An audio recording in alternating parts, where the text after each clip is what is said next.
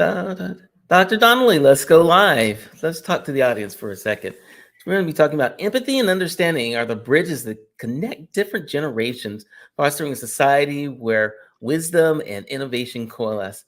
When one generation fails to respect or understand the other, these bridges crumble, leading to rifts that can manifest as social division, stagnation, and even conflict.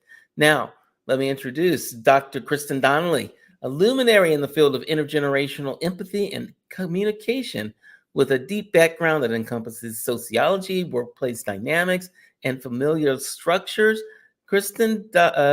Donnelly offers a wealth of knowledge aiming at helping each generation understand the next and the previous. Her insights illuminate the intricate fabric of generational perspectives, reminding us that empathy is not just a personal virtue, but a collective necessity. So sit back, relax, grab a snack, and let's have some talk about generations. Here we go.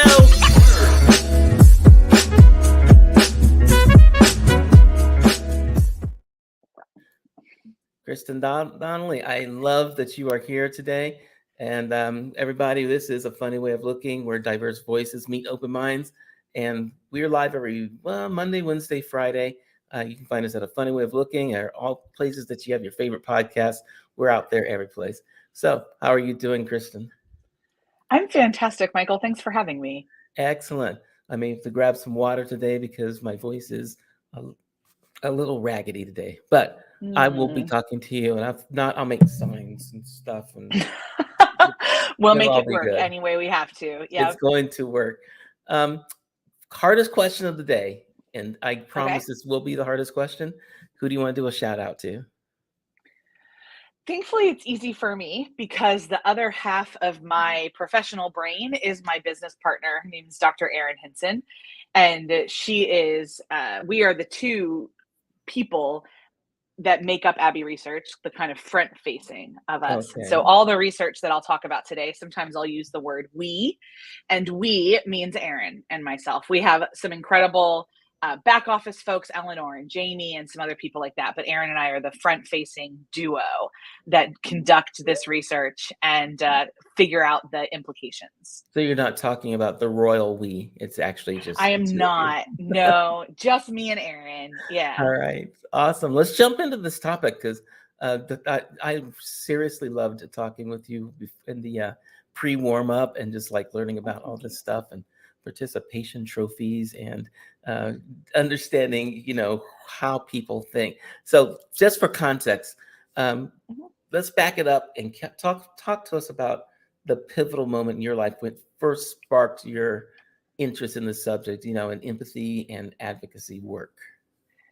It's fascinating. I don't actually think there was a moment for the simple fact that my family, like our family culture, has always been about other people and understanding other people and serving other people. And so I remember, like, in high school, for instance, and even in middle school a little bit too, every Thanksgiving, my dad and mom would wake us up really early and we would drive around a part of the city of Philadelphia that we didn't know or weren't a part of. And they would really intentionally have us think about what life would look like if we lived there. What did life look like for people who did live there? Why do we think that people did live there? And these were conversations I was happening as an early teenager and through my teenage years. And so the option I don't know if there was an option to not be into advocacy, empathy, and such things. So, I mean, I have a master's in social work, and that was a really natural fit. My PhD is in sociology, which is the study of how people work together and interact together kind of as big groups and also individuals within groups. And all of that, I think, was really programmed by how my parents raised my brother and I, which was always to leave someone better than you found them. Were there whatever that looked like for them. Were there actual generational gaps in your family that you had to deal with? Maybe like multi-generations? Oh, yeah. Oh, for sure. I mean, my parents were boomers. My brother and I are millennials. Okay. I wouldn't have articulated it that way at all. But the way that we actually see it the most is now that my brother and I have taken over our father's company, the generation gap in leadership and how we run the company versus how he ran the company, which are very generational priorities and generational patterns. I see that really strongly now. But when I look at when Aaron and I look at all of the patterns among the generational research, we can see our lives a lot in the data about millennials raised by boomers and kind of what those tendencies tend to be. And versus like Gen X raised by the silent generation, and Gen Z raised by Gen X, and kind of all of those, the helixes of how we all kind of run together that way. But yeah, when I was younger, I wouldn't have told you I saw that. But now looking back, I can see the patterns. Do me a favor. Let's talk about the generations and what they're called, and maybe basic years where they are. Sure. I don't think we're going to go back any further than boomers. What came before boomers? Was that the Great Generation? The silent generation. Silent generation. Okay. Yeah. Or the Great Generation, but the silent generation they tend to be called that because they were taught, like you can call them the Stoic generation. Like they were taught not to speak about their feelings or their inner lives or anything like that. And we're very much taught by their parents, taught by society to do that. We don't have a lot of data on them as younger people because we didn't really start studying generations until the boomers. Okay. The boomers are named for the baby boom that happened after World War II. Generally, it's from 50 to 65. If you were born in that range, can be a little younger because boomers really are 45 to 65. Like that generation's pretty solid. Then after that, there are about 15-year age gaps. So after boomers, we had Gen X. So anybody born from 1965 to 1980. And they were named that by, I believe, Time Magazine. And Gen X kind of, because they didn't really care, they were seen as really, cynical and kind of like, out, not really caring as they were coming of age. So that was the name everybody gave them. Okay. Then millennials are 1985 to 1995, and we came of age in the new millennium as the millennium was turning. Okay. We were originally called Gen Y. That's weird. Yeah. What happened to them? Yeah, good point. We were called Gen Y, and then once again, Time Magazine. Back the Time Magazine of yore, which used to do investigative reporting and doesn't anymore. But they were like, no, like they're all packaged around the millennium. So then Gen Z, we just went ahead and went back to letters, is 1995 to 2010. And then Gen Alpha is 2010 to 2025, and we don't know what it'll be after that. Gotcha. So they're kind of those chunks. And generations tend to be marked by something significant that happened in their adolescence, a thing that they all kind of experienced in their adolescence and childhood. So one of the things for millennials, for instance, is that we were, early elementary up to early college of when 9/11 happened. Oh. And so those are kind of a very different experience than if you were an adult when 9/11 happened and what that kind of looks like. And so we talk about huge moments, cultural moments that shaped how a generation sees something. Obviously, for both Alpha and Gen Z, it's going to be COVID lockdowns are huge things that will need to be said. But for Gen Z, it's also and millennials both, it's also the 2008 economic recession affects how they kind of see the world because they were developmental ages when that happened. So that's kind of like for boomers, for a lot of them, it was the Korea and Vietnam Wars.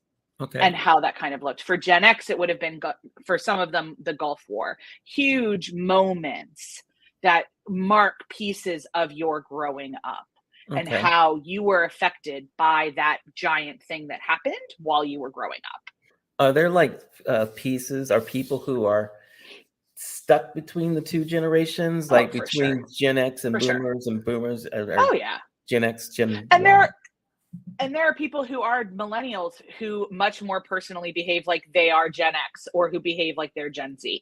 Like these are gross generalizations and they're huge buckets of people. And just because I react one way as being born in 1983 does not mean that somebody else born in 1983 is going to see certain things the same way. The reason that these are convenient to study is that, to be frank, they're the least emotional grouping, a way to group people that we can study. So there's not a lot of personal emotions tied around what year you were born Okay. necessarily. And so we can have the conversation. It's like, well, you were born in 1972. You have no control over that. You have no choices about it. This is what data kind of says you might think about the world. These are the things that happened at certain developmental markers. Does this feel right to you? No? Okay, that's fine. It feels right to other people that were born in your same kind of year.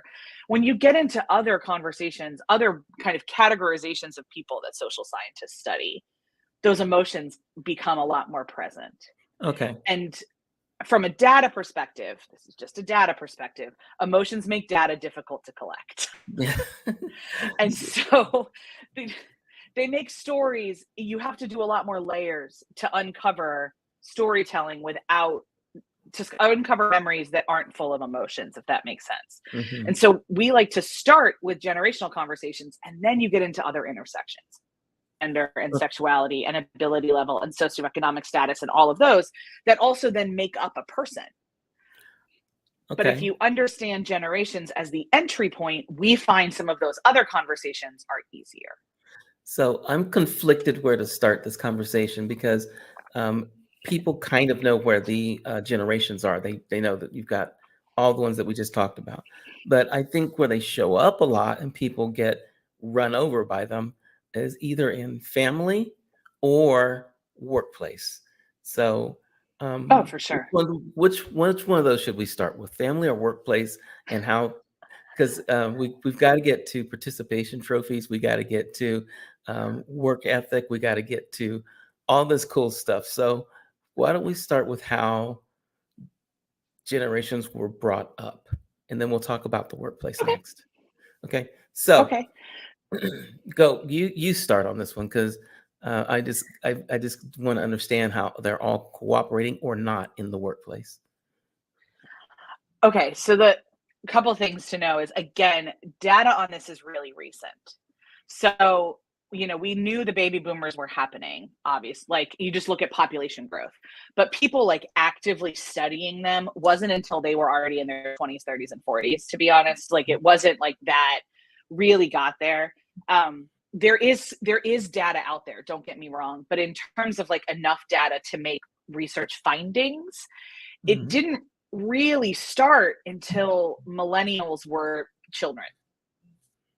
So it Okay. didn't really start. It started during Gen X, it started during boomers, but like the giant grants to study generations at universities and things like that, the way that they became ubiquitous. Like, you could very easily, like, not everybody might have known Gen X, but all of a sudden everybody knew the word millennial. You know what I mean? So Yes. the ubiquitousness really wasn't until millennial. There's a lot of really great data from boomers and Xers for sure. Do not get me wrong. We got overloaded with it once we hit millennials. So the story I kind of tell is that the differences between boomer patterns of parenting and Gen X patterns of parenting. When I was in my early 20s, I worked at a university. So this was in the mid 2000s. And so Okay. this would have been, I'm an elder millennial. So this is when younger millennials, mid millennials were in college. So this is boomers raising these kids. And younger boomers, but still boomers, maybe some older Gen X, but like in that bucket. And so that pocket of people were what we called helicopter parents because they hovered. Wait, And this so was hold very on. different. Did you say that the boomers were raising the millennials, Millennials. not the Boomers Gen raised Xers? millennials. So they skipped. Boomers raised millennials. Okay, boomers raise millennials. Gen X raises Gen Y, Z. Z. Gen Z. Yep. Okay, Yep. okay. So boomers to millennials, X to Z. X to Z, and And then then millennials are raising alphas. which aren't really. There's nothing there yet, except There's no data because parenting. do you want us to study your children? Probably not. So they tend to wait for a little while.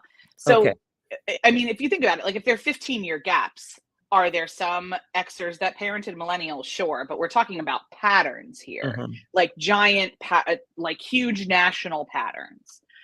So in the national pattern for, millennials is that we had helicopter parents who hovered a lot. They were they were more active in our lives than their parents were active in theirs. They were, very much tried. They were super involved in things. This is when you start to get the stereotypes of the PTA mom and the soccer mom and the dad screaming on the sidelines of sports. Like all of that starts when millennials were kids. Okay. And so it goes up. So we call them helicopter parents. We get emails asking if we could track down their child on campus every once in a while. Every once in a while you'd get parents emailing about grades. It was rare, but it was enough that we were talking about it, and it was annoying because we would say there's this law that means we can't your child is a legal adult, whether you want to admit that or not. I'm sorry. At what age? But we can't tell you at 18. Once they turn 18 and they go to a college, gotcha. We can't. There's a federal law that means that universities can't disclose things to their parents because universities are parents in absentia. So I can't tell you if your kid has been going to class. I can't tell you what your kid's grades are. I can't legally. And we want that to happen. That's a good law for a lot of reasons. We want FERPA to stand. So, but it was every once in a while, it was annoying. We talked about helicopter parents. We discussed it as, youth work and higher ed professionals. But what we have now instead is lawnmower parents. And instead of hovering, they have been bulldozing and solving problems for their children. And which so they've just been is that? mowing over. So that is what X are lawnmower parents to Gen Z. X, got it. Okay. And what the data is telling us is that because X was a lot of latchkey kids, they didn't have parents really involved at all. They've kind of course corrected it. Everybody pendulum swings. Let me tell you that. How you are raised, you tend to swear you're going to raise your kid completely differently. Like how you had this experience, I'm going to do something completely differently. So humanity tends to pendulum swing a lot between extremes. It's just something we do as people. So X were latchkey kids a lot. They their parents didn't know where they were. This is the generation where the commercials went on at 11 p.m. that said, do you know where your children are? And it was an earnest question. So all those kids are now raising kids and they're like, oh no, I will know where my child is at all times. So I will be is so involved in my parents' lives. Who's raising the Gen X's? Because it's not the boomers. It's the silent generation. Okay. Silent generation is the ones that raise the Xers. Raising the X's, boomers are raising the... And older boomers, it's where it gets a little bit complicated at that point. So we just talk about years. People who were parenting in the 70s. That's how this was kind of done. People who parented in the 70s. Parenting in the 70s looked like this. It looked like, do you know where your kids are? Looked like... that's what it looked like. And so the general reaction when we do national data now is to always know where your kids are. There's an app called Life 360, if you don't know about this, that a lot of families use now, where you can know where your child is at all times. All times. You put a leash on them or something, or some kind of GPS? GPS on their phones. Oh, okay, on the phones. And it's an app on their phones. It goes in their Apple Watches, from what I understand, too. And a lot of our college students say that their parents have it on them still while they're in college. Wow. Okay. That is a very different experience than when I was in college, where I just told my parents my schedule every semester so they would know when I cannot pick up the phone because I'm not in my dorm. Right. That's it. They just wanted to know when they could get a hold of me if they had to. That's a whole different experience. I told my dad about Life 360 and he's like, that is too much information. I don't need to know where you are all the time. But that is not the case for a lot of my college students' parents who perceive safety and perceive good parenting as knowing where their kids are, as making their kids' lives as easy as possible. Here's some problems with that when we get into both family and workplace. Is that if you as an adolescent have had all of your problems solved for you, you have no practice in solving problems. You have no practice in figuring things out. You have no practice in adulting. Okay. Gotcha. And so they show up. We combine that with, we know statistically, again, this is statistics and data and patterns. So if you're like, I don't act like this, amazing. Mazel tov, delighted for you. These are just national patterns. What we know now is that the kids in college now are less likely to have had a job before college than previous generations. Okay.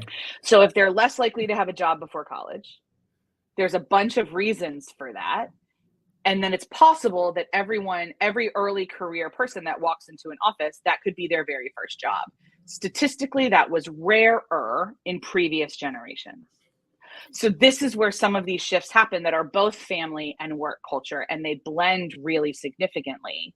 Because if you weren't given practice making decisions, making mistakes, screwing up at home in the safety, if you have a safe home, in the safety of your home, then in an environment that feels much higher stakes, like I mess up, I could get fired, I mess up, I could fail out of college, it's even less likely that you're willing to make any mistake, or you know how to get out of a mistake once you've made it.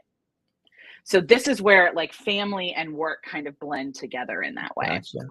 So you've got who is in the workplace right now? The majority, it's boomers are getting out. Boomers are, the majority of people in leadership positions are Gen X and millennials, except I say that, and boomers keep raising their own retirement age. So we still have a good number of boomers in national leadership positions where we did not anticipate that happening. But it's boomers, millennials, boomers, Xers, millennials, and Gen Z. The oldest Gen Z is 28 years old. Okay. So that's still a good chunk of people in the workforce. They're not teenagers. You know, the younger ones are college students, the middle to younger ones, but they're 28. They're scraping 30. That's adulthood. Okay. Which generations in the workplace get along in general, and which ones don't get along in general? So that's such an interesting question. It's not like I don't have a lot of data on that. I haven't seen that data. So this is a lot of stories and vibes, I should say. But the kind of, when I travel the country, and Aaron and I travel the country, and we talk to people tend to be bumfuddled by Gen Z. All three other generations are bumfuddled by Gen Z. They have a real hard time understanding motivations, behaviors, everything else. When I talk to Xers and millennials, they have a very hard time with boomers, but they don't have a hard time with each other.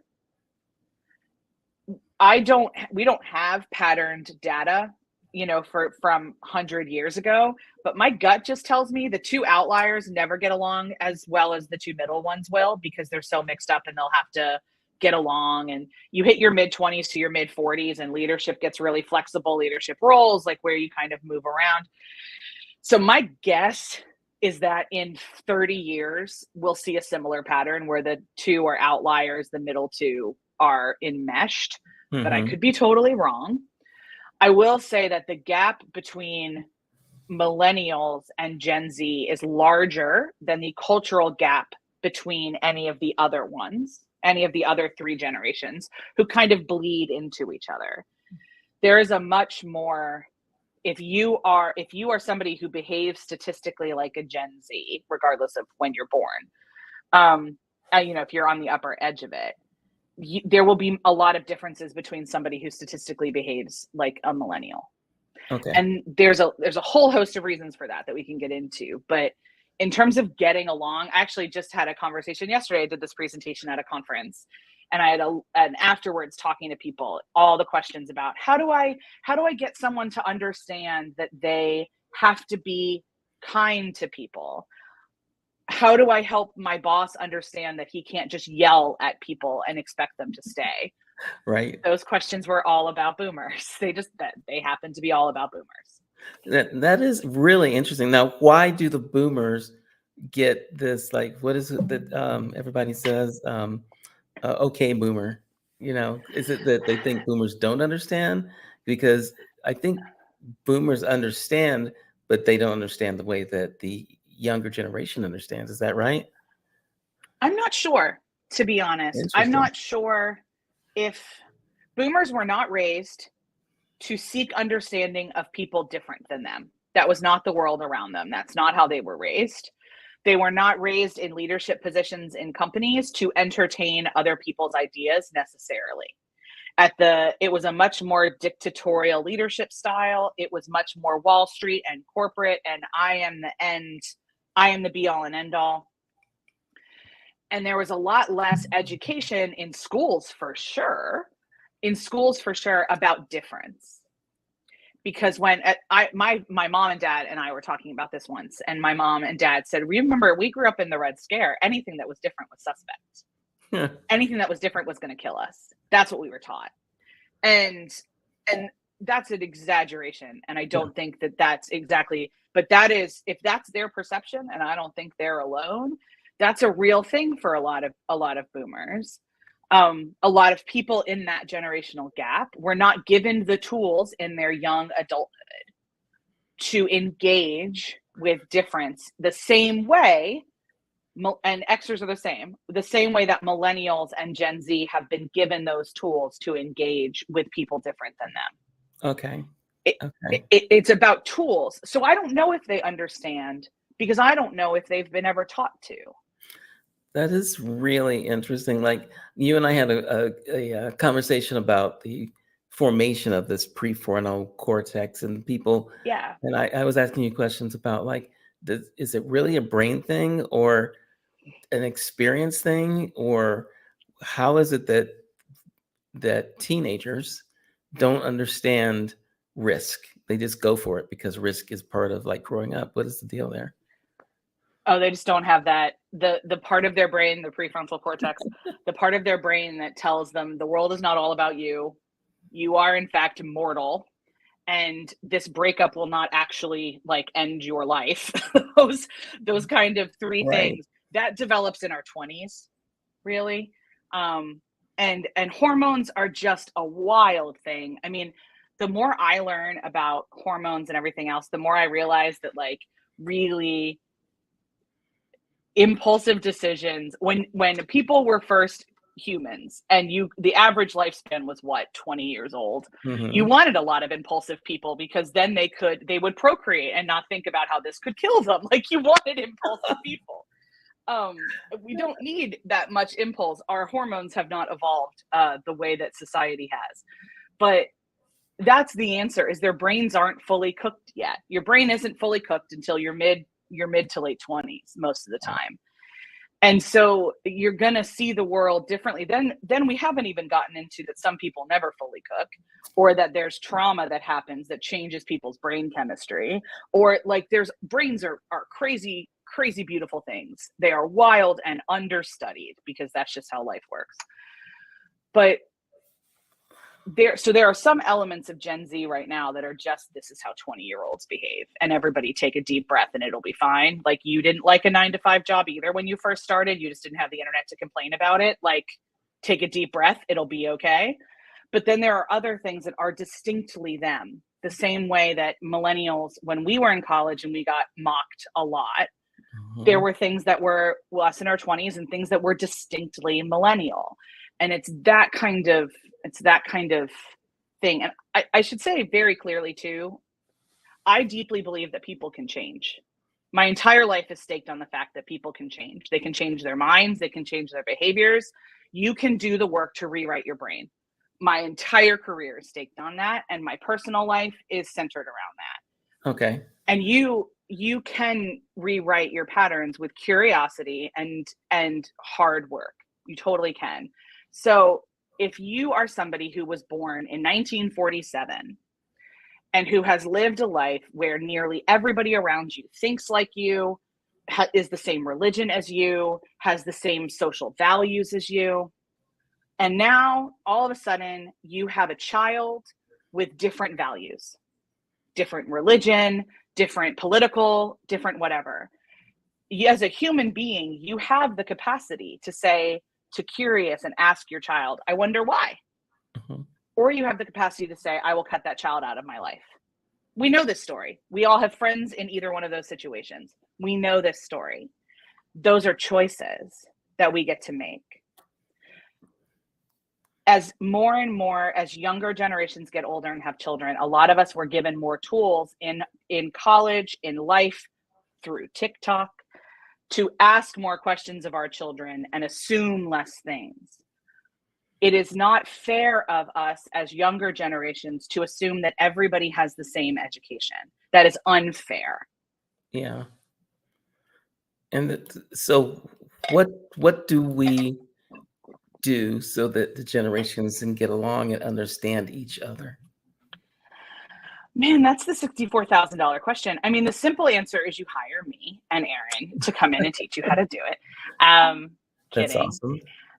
That might be it. You The never know. best, that's the best advice I can ever offer on how to get along with people is to ask more questions and make less assumptions. That's it. You Are can people just not understand doing people. that? Oh yeah, no, we don't do that. As Hmm. humans, we don't do that. Because the other piece, the piece that's really important in here is that we tend to think as human beings that to understand somebody means we have to agree with them. Hmm. And that is the farthest thing from the truth. You can understand somebody without condoning their opinions, actions, or ideas. So you seek understanding, you ask a whole lot more questions than you do, and that's it. So the example I use a lot for understanding is Vladimir Putin. Bless his cotton socks. So Vlad is not a publicly complicated dude. Okay. He has very clearly stated that he believes his purpose on the planet is to regain every inch of land the Soviet Union used to own. Hmm. This is not a secret. He said it. He said it many times. So he invades Ukraine. And there's all these people on TV clutching hands and like clutching their pearls and wondering why they're doing it. And I'm like, but he said why he's doing it. You can say that he's wrong and you think it's awful and it's abhorrent and it's terrible, but he said why he was doing it. He's not going to give up because he said why he was doing it. So that's kind of what I'm saying. I disagree with him vehemently. Okay. That land is not his, that he's not personally in charge of restoring the Soviet Union. People have their sovereign right to their sovereign land. Like, I think it's nonsense, but it's true for him. It's true for him. And so he tries to surround himself with people who are aligned with what he's thinking so that he And can just becomes get his way. confirmation bias. Yep. Okay. Yep. Or What he's so happens? powerful that people are terrified to say no to him, which is another distinct possibility. Yeah. I mean, the other thing that helps is if you kill all your enemies, which he is certainly rumored to do. But that's a large example, but like a smaller personal one is I am in a cross-cultural marriage. My husband is Northern Irish, and there are I don't know, on any given day 6 to 10 things he does that I do not get. Like, I just don't understand. And it's that's a little bit less now. We've been together for almost 12 years, but there's so many times that I'll just sit there and I'll be like, I think that's a very Northern Irish thing. I don't understand why I don't agree with this thought process. I wish you would think a different way, but I can understand that that's where it came from. That's why he thinks this thing. That's why he does this thing. So let's talk about that just for a second. Or I can sit there and be mad. Right. You can be mad or you can figure out how to negotiate things. And in business and family and life, there are things that people believe and they're not able to see the other person's point of view. Correct. What happens then when we kind of know what happens? It gets really nasty. But how do you resolve that? Because everyone thinks they're right. Both parties have to be willing to negotiate in good faith. Mm-hmm. And if they're not, somebody will be hurt. Okay. So part of my answer always is going to be that you can't control other people. You cannot control what they're going to do. You can't control what they're going to think or see. All you really have control over is yourself, your own reactions, your motivations, your articulation, how you communicate. So this is one of the reasons that therapy is so important, is Mhm. that therapists can teach you what you kind of how to discover all of those things about yourself and how to articulate those things to another person in a way that does not make it seem like an attack, Okay. which is very, very important. But yeah, negotiations in good faith are really the only way this moves forward to anything other than some sort of cyclical stalemate. So Both in how do you do that though? interpersonal relationships. What, Yeah. negotiate in good faith? No, well, you can negotiate in good faith, but in the end, unless you've convinced the other person that your Gen X way is right and Gen Z is wrong, or parts of it are right and parts of it are wrong, how do you then ever come to a um, how do you ever make things better? You all agree on what better means. Hmm.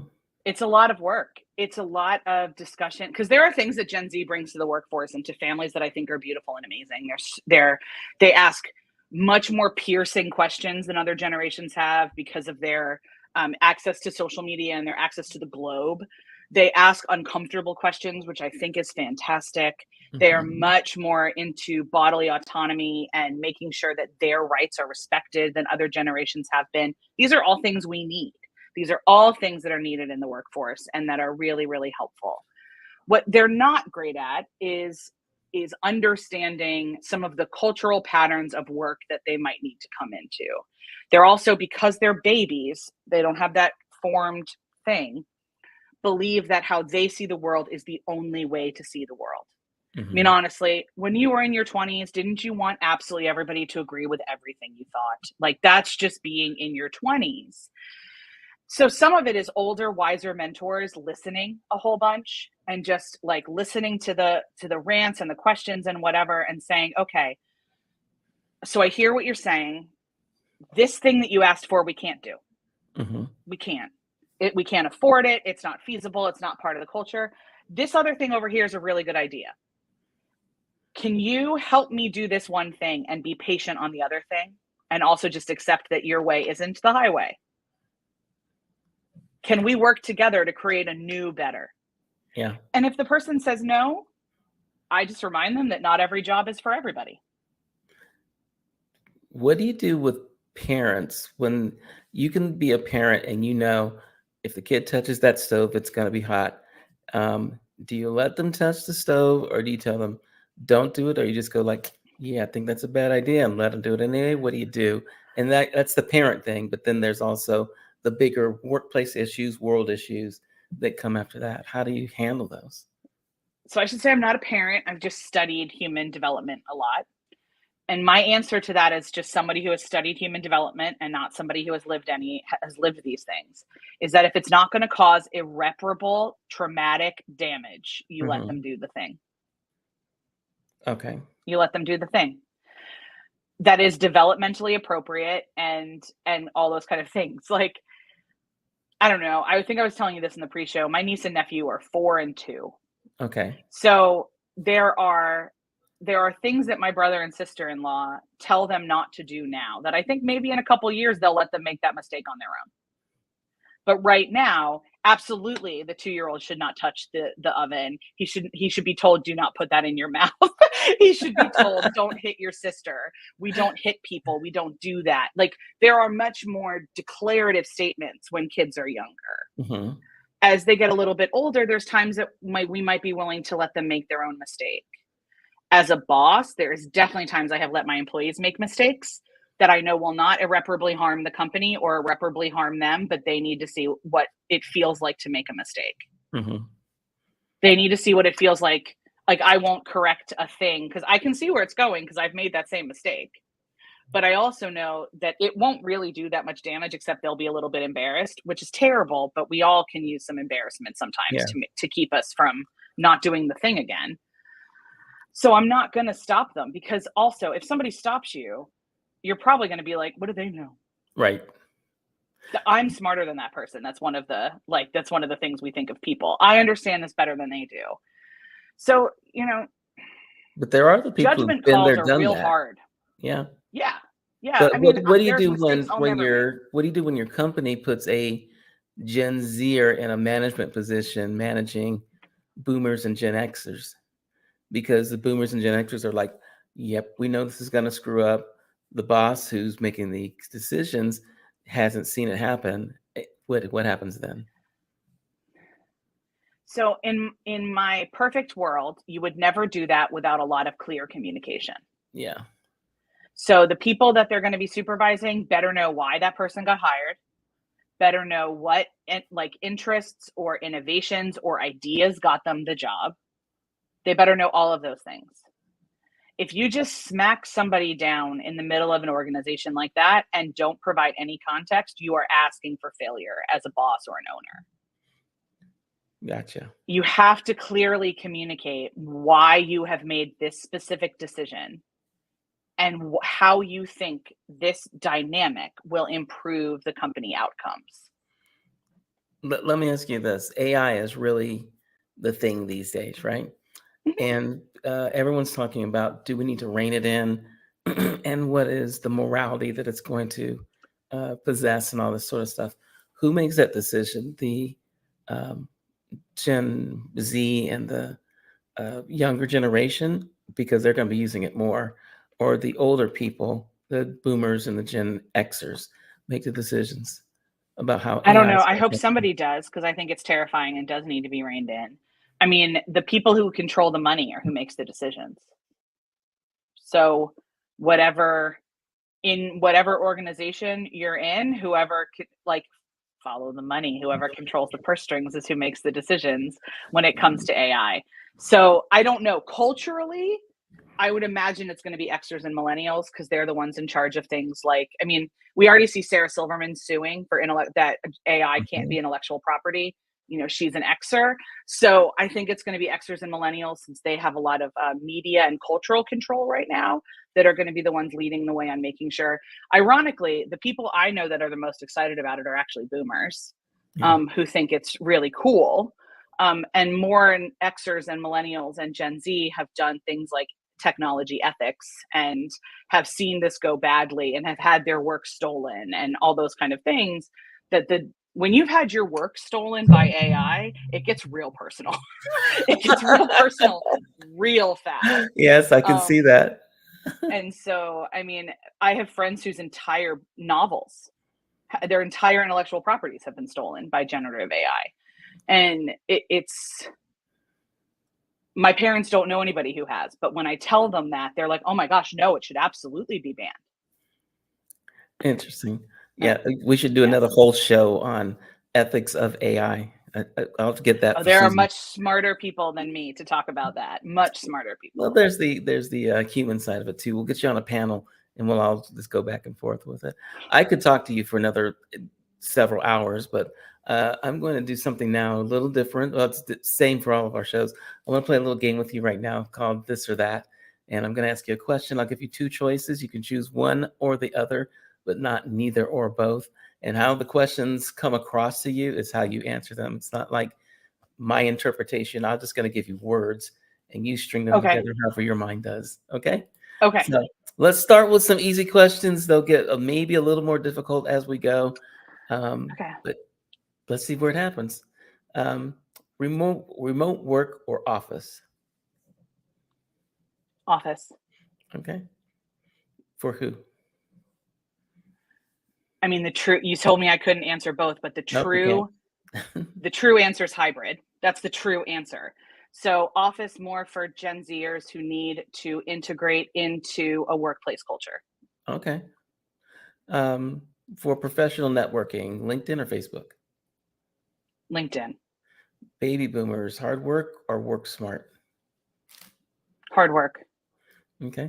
What about Gen X, grunge or hip hop? Grunge. Yeah. Uh, actually, for Gen X, also hard work or smart or work smart. Work smarter. Okay. I think we all need to do some more smart working. Smart working, or smarter working. Millennials, avocado toast or student loans. Loans. Okay. Gen Z, TikTok or YouTube? Which one do they do more? TikTok. TikTok. No. I'll take that back. The most recent data says YouTube. So YouTube. Okay. Yeah, I think YouTube could be even more amazing than what it already is if people just understood it more instead of just thinking you could throw out a video and something might happen to it. Um, Yeah. Participation trophies. I love this topic with different people. Boost self-esteem or promote mediocrity? Boost self-esteem. Okay. Explain that, because I know there's people who are watching. They're going like, "How can you possibly say that?" And there's a tribe out there for promote mediocrity. So what you've really done is promote anxiety when you've done participation trophies. I don't have data that shows you promoted mediocrity with it.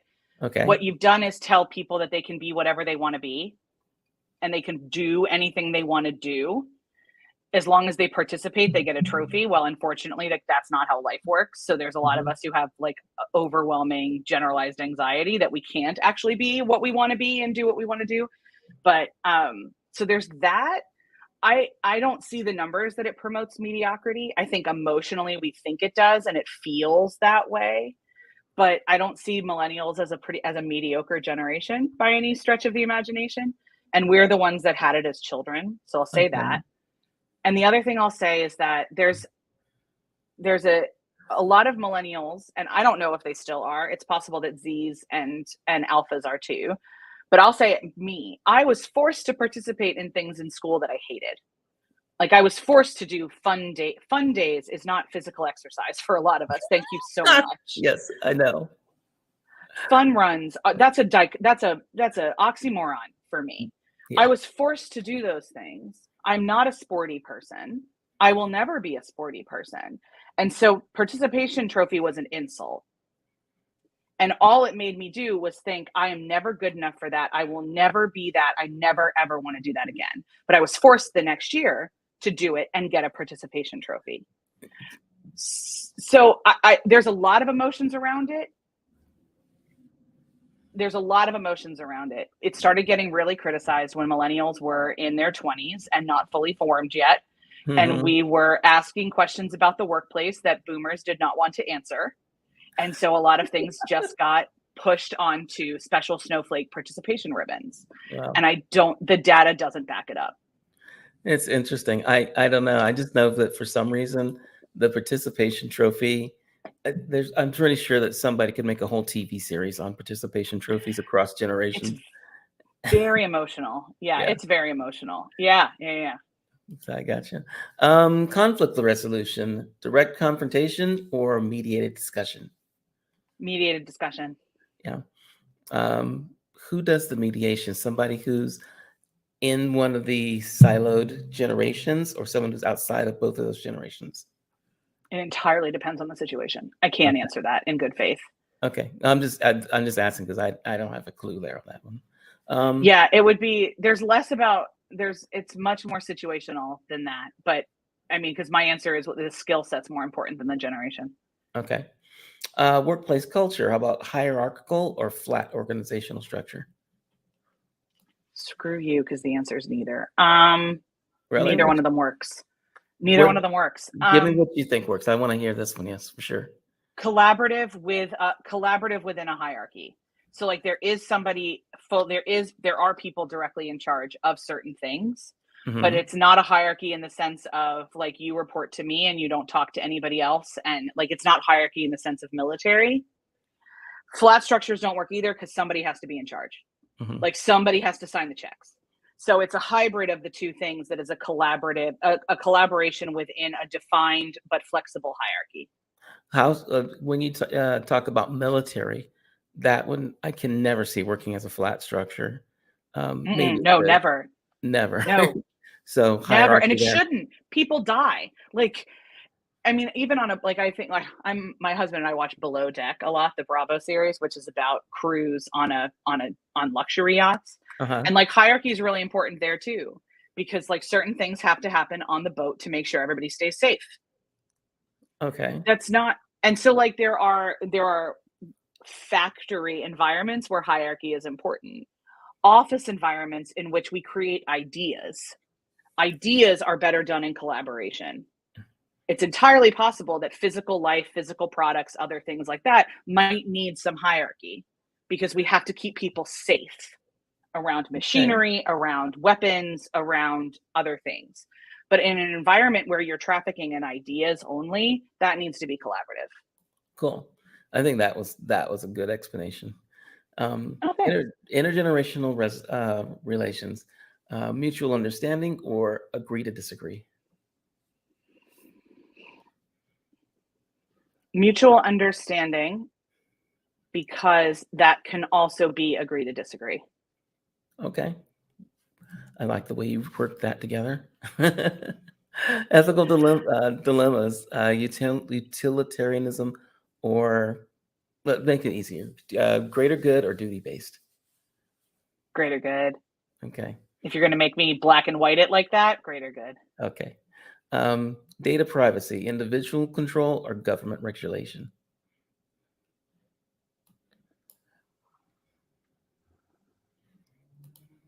I would love to say individual control, but then that puts the power in the hands of the companies, and none of us actually have individual control because Apple owns everything. I don't know. Pass. They own a lot, don't they? I'll let you take a pass if you want. Yeah, that one's complicated. Yeah. Okay. Freedom of speech, absolute or with limitations? With consequences. It does have consequences. Both of them do, don't they? Yeah. So absolute with consequences. Okay. Empathy, inherited trait or learned skill? Learned skill. It's not possible to inherit empathy in its totality. It's still a discipline that you need to work on and practice, because it doesn't have anything to do with feelings or feeling what other people are feeling. Empathy is entirely about cultivating a mindset of understanding. Yeah. You and I talked about the word, I think, empath. And that's not a word that you like to attribute to people necessarily. No, I think it's unfair. Yeah. Puts a lot of pressure on people. It does. It does. Like using people as our like emotional sensing rods or something. It just feels really rude. So my colleague and I, Aaron and I, use highly sensitive person instead. Gotcha. Future of work. How about, is it human centric or AI augmented? Please, Lord, let it be human centric. Yeah, it's going to be interesting to see what happens with all the AI stuff coming out. There's so much every day, right? It makes me grumpy. Generational labels. Is it a helpful framework or stereotyping? Yes. Stereotypes can be a helpful framework, but I'll go with helpful framework. Okay. Global issues, local action or international cooperation? Local action leads to international cooperation. Okay, so local action, start there. Start Yeah, at the bottom local and action build out. starts. Yeah, start at the bottom and build out. Yeah. Okay, last one. How about as far as social harmony, assimilation or multiculturalism? Multiculturalism with actual respect instead of like covert assimilation, the way we have often treated multiculturalism in the States.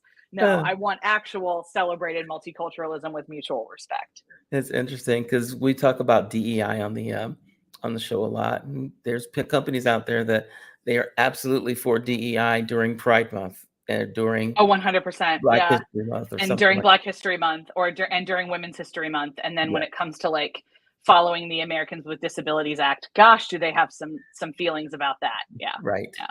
Exactly. Yeah. So yeah, we're trying to expand some minds. So we'll see how that goes, right? We all got to do our part. I keep telling you I could talk to you forever because I love what you say and are doing. But other people need to be able to get in touch with you also. They can definitely reach out to you and find you at Abbey Research. And for everyone that's listening instead of watching, Abbey is spelled ABBEY. It's Abbey-research and .com. So that's one way to get in touch with you. They're also on YouTube, Instagram, Facebook, Twitter X. And that's all. Twex, we'll just call it Twex. Twex. And that's all at Abbey Research, one word, ABBEY Research, RESEARCH. And you've got your podcast, which is over at abby-research.com/podcast. So I have absolutely enjoyed this conversation. And I'm just going to well. Thank you so much. That's what I'm going to do. how about this? How about that? And then for everyone that's going to keeping up with us, you can find us at afunnywayoflooking.com. We are all over the web and Instagram, Facebook, TikTok, YouTube, at A Funny Way of Looking, just all one word. And be sure to subscribe to our newsletter. Everyone who's been on the show is going to have an article written about them, as well as the transcript for their broadcast that we did with them. So you can find them all over on afunnywayoflooking.news, N-E-W-S. It actually just leads you over to afunnywayoflooking.com, but that way I don't have to give you the funny URL, okay? And I'm just about to lose my voice, so I'm glad we're at the very end here. And Indeed. we're just showing it, funnywayoflooking.news. Thank you very much, Kristen, for being on. I have really enjoyed this, and I appreciate it. So let's It's been an honor. Thank you so much. let's play some music and get out of here, and I'm going to rest my voice. Thank you, everybody. Okay.